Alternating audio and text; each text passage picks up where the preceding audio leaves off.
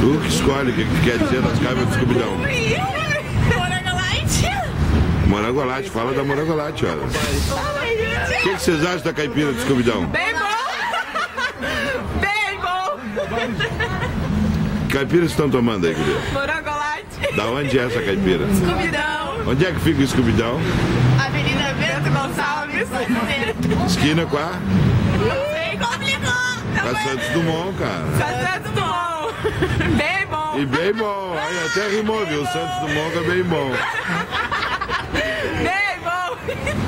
E tu, bem bom, não vai chegar junto? Eu vou queimar teu filme, Scooby. Tomando uma coquinha, tomando uma coquinha. Tomando uma coquinha.